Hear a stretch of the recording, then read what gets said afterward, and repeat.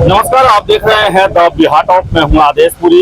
आपको बता दें कि TRE-4 जो 2.5 सालों से इंतजार चल रहा था, न जाने कितने बार धरना प्रदर्शन, गिरफ्तारी, लाठी चला और अंततः आज यानी कि 18 अगस्त को आंदोलन शुरू होने के 4 घंटे के भीतर TRE-4 का नोटिफिकेशन दे दिया।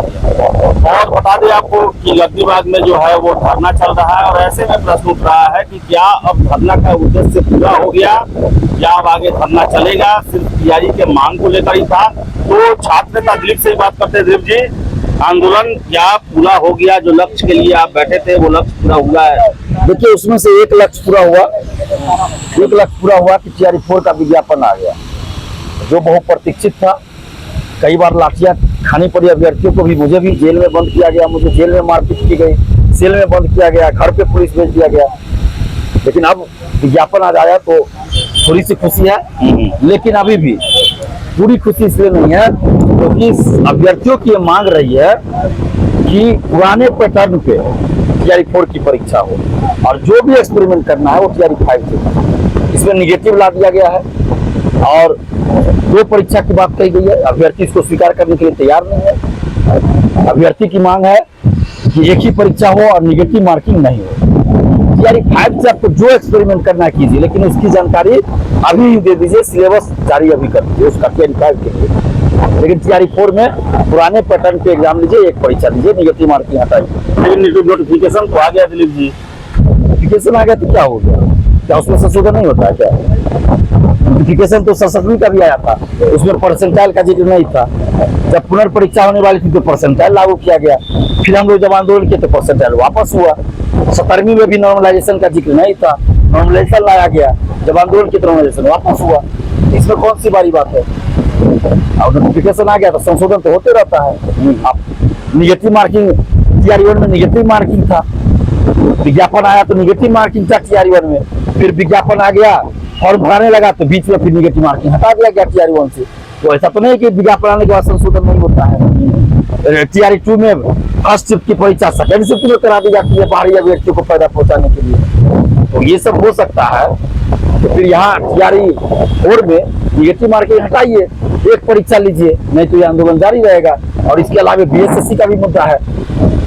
BSSC से संविदा वोटेज हटाया जाए, द्वितीय इंटर स्तरीय CGL-4, BSO एवं अन्य जो परीक्षा लंबित है परीक्षा डेट घोषित कीजिए और ऑफलाइन परीक्षा BSSC का करवाइए। लाइब्रेरियन की बहाली दीजिए।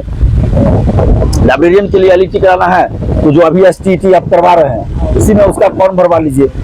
BET असिस्टेंट प्रोफेसर के लिए उसका आयोजन कराइए डोमिसाइल के साथ। इसके अलावा दरोगा, सिपाही, BSSC, BTSC सब में पारदर्शिता लाइए। पारदर्शिता के लिए OMRC की कार्बन कॉपी और क्वेश्चन बुकलेट परीक्षा समाप्ति के बाद मिलनी चाहिए अभ्यर्थियों को। परीक्षा समाप्ति के कुछ दिन बाद आंसर की जारी होनी चाहिए। जब रिजल्ट आता है तो कटअप सभी का मार्क्स जारी होना चाहिए। इसके अलावा 70वीं BPSC में जो हिंदी मीडियम वालों के साथ भेदभाव किया गया उसकी जांच हो। 1799 दरोगा मेंस में जो गड़बड़ी हुई है, धांधली हुई, उसकी जांच हो। पेपर लीक में जो 20 पेपर लीक में जितने लोग शामिल है उस पर कार्रवाई हो।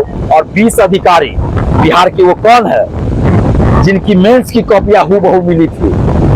2022 में जो जांच शुरू हुआ 67वीं BPSC पेपर लीक का, उसमें ये बात सामने आई थी। आर्थिक अपराध इकाई ने कहा था कि 20 अधिकारी ऐसे हैं जो BPSC से सिलेक्ट हो गए, उनकी मेंस की कॉपियां हूबहू मिल रही है।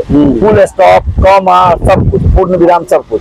हैंडराइटिंग भी सेम। झारखंड की तरह खेल हुआ है। बिल्कुल झारखंड से भी ज्यादा खतरनाक खेल हुआ है। तो 20 अधिकारी बिहार का कौन है उसका नाम उजागर हो, उस पर कार्रवाई हो। और BPSC का वो अधिकारी कौन है, कर्मचारी कौन है जो मेंस की कॉपियां बाहर भेजता था लिखवाने के लिए और वो OMRC बाहर भेजता था रंगवाने के लिए, कौन है? हवा में उड़ के तो नहीं जाता होगा। तो उसकी भी जांच हो और उस पर कार्रवाई हो, उसका नाम उजागर। सारा हम लोग का मुद्दा है। अभी 3 दिन तक, आज तो 1 दिन समाप्त हो रहा है, 2 दिन और हम बैठेंगे धरना पे।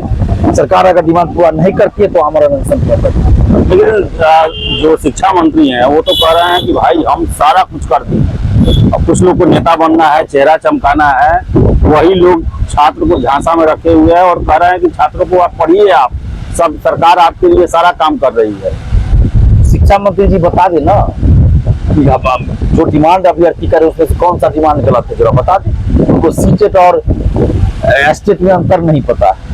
और चेहरा चमका रहा है दिलीप कुमार, नेता बन रहा है दिलीप कुमार। जब से आप शिक्षा मंत्री नहीं है, उससे कई साल पहले से दिलीप कुमार छात्रों के लिए लड़ रहा है, शिक्षा सुधार के लिए लड़ रहा है। तो ऐसे सिर्फ बोल देना चाहिए आपने शिक्षा मंत्री है।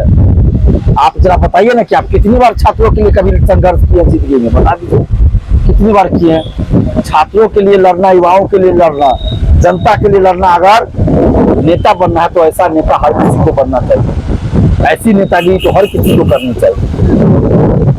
और जब विपक्ष में थी बीजेपी, तो यही बीजेपी हम लोग के आंदोलन का समर्थन करती, चाहे 2022 हो या 2016 हो। सम्राट चौधरी जी, विजय सिन्हा जी हम लोग के आंदोलन का समर्थन करते थे, खुलेआम समर्थन करते और आंदोलन में आ जाते थे। तेजस्वी यादव भी आज आए हुए थे। जो विपक्ष में रहेंगे वो समर्थन करते हैं, आते हैं। हम लोग किसी नेता को बुलाते नहीं है। हम लोग का आंदोलन छात्र आंदोलन है। क्या बोल रहे थे? और हम लोग अपने आंदोलन का किसी भी रूप में कभी राजनीतिकरण नहीं होने दिया, आगे भी राजनीतिकरण नहीं होगा। लेकिन अगर कोई नेता आ जाते हैं तो ये तो हम लोग का संस्कार है देश का, भारत का, कि भाई कोई आ जाए तो उसका स्वागत कीजिए। तेजस्वी यादव जी आए थे और भी कुछ नेता आए थे, वो बोल के गए कि हम लोग आपका समर्थन करते हैं, आपके आंदोलन का समर्थन करते हैं, मांग का समर्थन करते हैं। तो ये सत्ता में जो रहते हैं उनको आना चाहिए था। विपक्ष के नेता तो आ ही रहे हैं। कोई आया कि नहीं अब तक? नहीं, अभी तक सरकार की तरफ से कोई नहीं आया, कोई अधिकारी नहीं, न ही कोई नेता आए हैं सरकार की तरफ से। सत्ताधारी पार्टी के नेता लोग आए, हम लोग स्वागत कर रहे हैं। हम लोग तो आग्रह कर रहे हैं, आइए आप जो सत्ता में है, सरकार में है, जो पार्टियां, ये चिराग पासवान जी आ जाए, जीतनराम मांझी जी आ जाए, विजय सिन्हा जी आ जाए, शिक्षा मंत्री जी भी आ जाए, हम लोग स्वागत करेंगे, कोई विरोध नहीं करेंगे, स्वागत करेंगे। हम लोग आ जाए, छात्र की बात बोल दें, और भी जो नेता है बीजेपी के भी सब लोग आए, हम लोग स्वागत करेंगे। दिलीप जी, आप लोग का मांग पूरा हो गया, नोटिफिकेशन आया, लेकिन ये आंदोलन क्या उसी स्वरूप में चलते रहेगा जब तक एकल फेज में एग्जाम नहीं कराया जाता है? बिल्कुल बिल्कुल। आप देखिए ना, विज्ञापन आने से पहले डिमांड हमारा रहा है कि TRE 4 का विज्ञापन एकल परीक्षा के साथ जारी हो, पुराने पैटर्न पे TRE 1 to 3 की तरह एग्जाम हो, सब कुछ हो।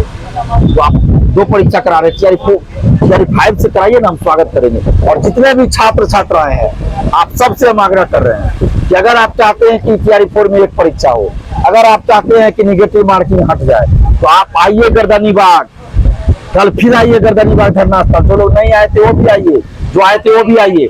अगर आप चाहते हैं कि BSSC से संविदा वोटेज हटे, अगर आप चाहते हैं कि BSSC का एग्जाम डेट घोषित हो, तो आपको लाइब्रेरियन वाले भी लंबे समय से, अगर आप चाहते हैं कि लाइब्रेरियन की बहाली आए तो आप आइए, गर्दनीबाग आइए।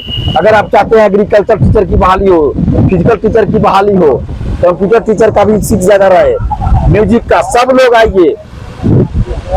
सिविल सेवा BPSC वाले सभी लोग आइए। दरोगा सिपाही BSSC में पारदर्शिता चाहिए, सभी लोग आइए। नहीं आइएगा तो फिर सरकार नहीं सुनेगी। आज देखिए पहला ही दिन बैठे, एक डिमांड पूरा हुआ। आप लोग साथ दीजिएगा, आइएगा तो सारा डिमांड पूरा होगा। तो चलिए, दिलीप जी थे और सुबह से बोल रहे हैं उनका जो स्वास्थ्य जो है वो ठीक नहीं लग रहा है। और बता दें आपको हम कि नोटिफिकेशन आया है, लेकिन जो मांग है वो अभी अधूरा है। और इसको लेकर जिस स्वरूप में चल रहा था ये सत्याग्रह, वो चलते ही रहेगा। अब देखिए आगे क्या होता है। एकल पाली में परीक्षा और निगेटिव मार्किंग जो है वो हटाने की मांग प्रमुखता से अभी विद्यमान है।